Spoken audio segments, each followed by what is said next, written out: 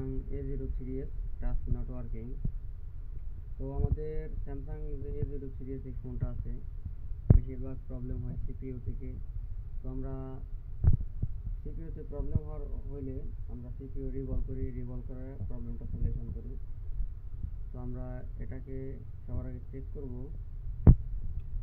যে আমাদের কাছে যত বর্নিও স্কিমেটিক্স ডায়াগ্রাম আছে এটার মাধ্যমে চেক করব যে এটা আমাদের কোনো লাইন মিসিং আছে নাকি, দেখতে হবে সিপিইউ থেকে কোনো লাইন সমস্যা আছে নাকি।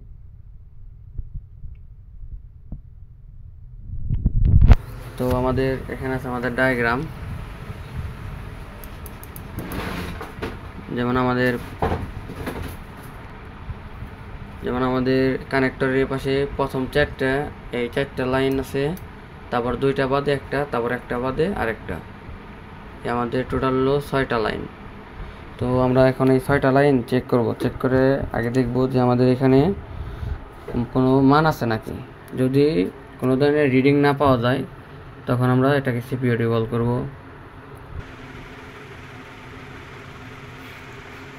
তো আমরা ফার্স্টে চেক করব SP11CLK, এই লাইন আমাদের প্রথম লাইন SP11CLK। তো আমাদের এটাই রিডিং আছে। তারপর আমরা SP11MI, এটাই রিডিং আছে। তারপর SP11M0, এটাই আমাদের রিডিং আছে। তারপরে SP11CSB, এটা আমাদের কোনো রিডিং নাই। তারপর আমাদের দুইটা বাদে এটা হলো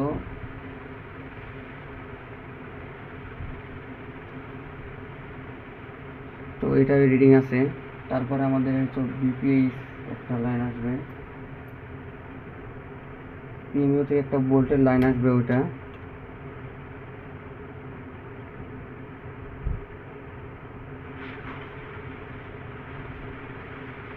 তো আমাদের এগুলো সবগুলোর মধ্যে রিডিং আছে, শুধু আমাদের যে রিডিংটা নাই, তো আমাদের মিসিং আছে SP11CSB। তো আমাদের SP11CSB, আমাদের লাইনটা যে 4 নাম্বার যে লাইন, এটা হলো SP11CSB। তো আমাদের এই লাইনটা ডাইরেক্ট গেছে কোথায়, ডাইরেক্ট গেছে SP11CSB, এটা ডাইরেক্ট সিপিইউ আসছে ঢুকছে। তো আমাদের বোর্ডটা টোটালি ফ্রেশ আছে, এটাকে খোলা হয় নাই।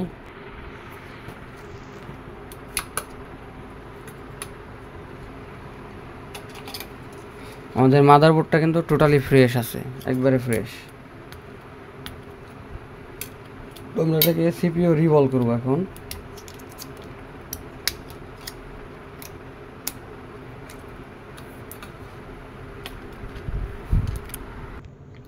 তো আমরা এখন আমাদের যে আইসির মধ্যে ব্ল্যাক পেস্ট থাকে সাইড দিয়ে, এগুলো খুব সুন্দর করে ক্লিন করে নেব।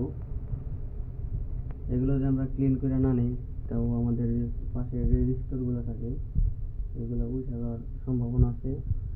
ইএমএমসির মধ্যে আমরা 15 পেপার দিয়ে নিচ্ছি যাতে আমাদের ইএমএমসি আইসি কোনো ধরনের হিট না লাগে। আমরা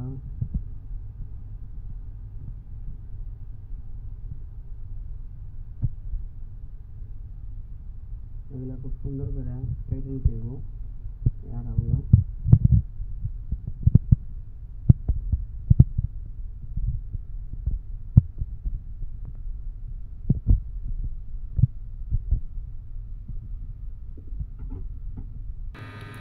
তো আমরা এগুলা ব্ল্যাক পেস্টগুলা সাইড দিয়ে সুন্দর করে নাইফ দিয়ে কেটে নেওয়ার পরে আমরা এখন আইসিটা উঠাবো।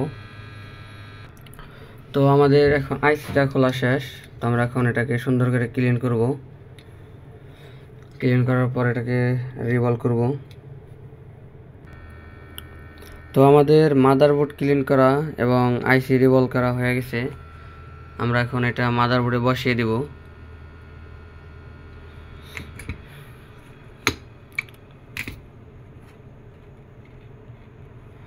আমাদের যে প্রবলেমটা হয়েছিল আরেকটু, যেমন আমাদের যেখানে লাইনগুলো আছে এই যে এখানে লাইন অ্যাটাচড হয়ে গেছিলো, এইগুলো আমরা ইউভি গুলোর মাধ্যমে জানি বল অ্যাটাচ, মানে দুইটা বল জানি একসাথে না হয়, ওই আর কি ইউভি গুলো করে দিছি। এই যে এখানে একটা দুইটা তিনটা আরও আর কি 6-7টা লাইন প্রবলেম হয়েছিল। তো আমরা এখন এটা এখানে আইসিটা বসিয়ে দেব।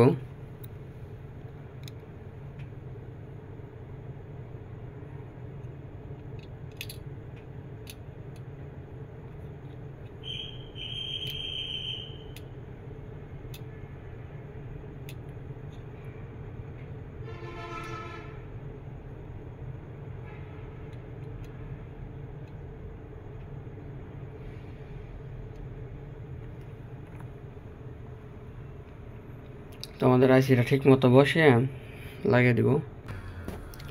তো আমাদের আইসিটা লাগানো হয়েছে। তো আমরা এখন এটা একটু অপেক্ষা করব প্রপারলিভাবে মাদারবোর্ডটা ঠান্ডা হওয়ার পরে আমরা ফোনটা ওপেন করব। ওপেন করে চেক করব যে ঠিক আছে নাকি। আমরা একটু অপেক্ষা করি আমাদের মাদারবোর্ডটা ঠান্ডা হইকো। তো আমাদের মাদারবোর্ডটা প্রপারলি ঠান্ডা হয়ে গেছে, টোটালি ঠান্ডা হয়ে গেছে। তো আমরা এখন চেক করব। তো আমরা এখন ফোনে লাগাবো, লাগিয়ে দেখবো ঠিক আছে নাকি।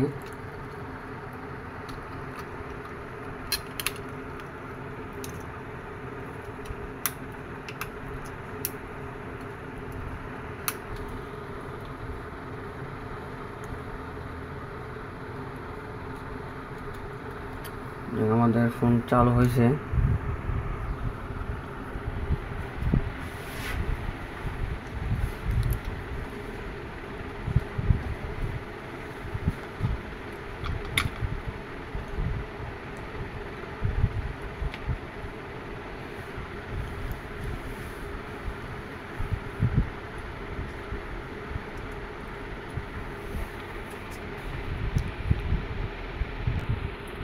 তো আমাদের ফোনটা চালু হয়েছে। তো আমাদের টাচ এখন প্রপারলি ঠিক মতো কাজ করতেছে।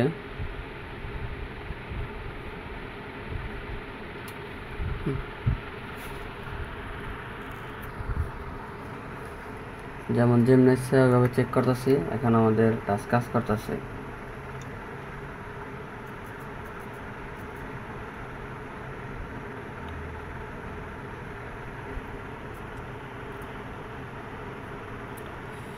তো thanks for watching Robin GSM unlocking. সবাই রবিন জিএসএম আনলকিং সাবস্ক্রাইব করবেন, লাইক কমেন্ট শেয়ার করবেন।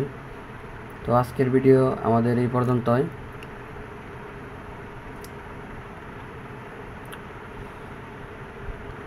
তো সবাই ভালো থাকবেন। আমরা এরপরে আমি আর কি ভিডিওর মধ্যে টোটাল আর কি আইসি রিভলভ করা, ক্লিন করা এগুলো দেখাই নাই, ভিডিওটা অনেক বড় হয়ে যাব। এর কারণে এরপরে আমি আর কি একটা ভিডিও বানাবো আইসি রিভলভিং নিয়ে, আইসি ব্ল্যাক পেস্ট রিমুভ করা, ব্ল্যাক পেস্ট কীভাবে ক্লিন করে এগুলো নিয়ে একটা ভিডিও বানাবো। তো সবাই আমাকে সাপোর্ট করবেন, সবাই ভালো থাকবেন।